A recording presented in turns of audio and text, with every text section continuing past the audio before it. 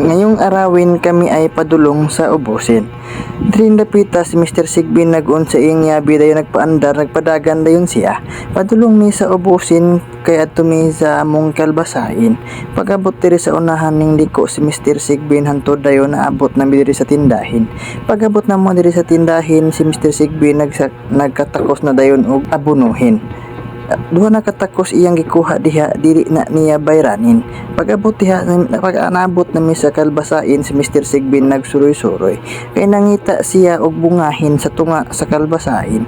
Pag-abot na mo diri si Mr. Sigbin nakakitag bulak sa kalbasain og iyang gipabidyuhan sa ako Pag-abot diri na napoy usa akong gibidyuhan kay ingon si Mr. Sigbin nga nindot kuno og kuhain.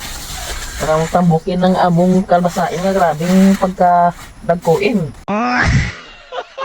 Ang butangan may og plantisyonin para beautiful among tanumin. Unyan diring dapita si Mr. Sigbin human nagtimpla og plant vitamin diri sa amuang konteniren. Paghuman ani dito na mi sa lugot si Mr. Sigbin nagtakos na og tubigin. Paghuman og takos ni Mr. Sigbin diha dayon siya ning tangasin na sa babawin. Dayon nagsugod na siya diha og bustirin. Tanawa iyang gibuhat sa pagbuster iyara kanang gibubo diha sa punuan sa kalbasain. Paghuman diha sa usa ning balhin na pud siya dira sa usa ka kalbasain. Iyang gibubuin iyang gibinuangan og bubo giigo niya ang punuin. Pag-abot diri si Mr. Sigbin nagreklamo kay grabe na kuno kainit. Pag-abot diri iyang gidari-dali iyan ang gitamak-tamakan diha dayon nami nimpuli.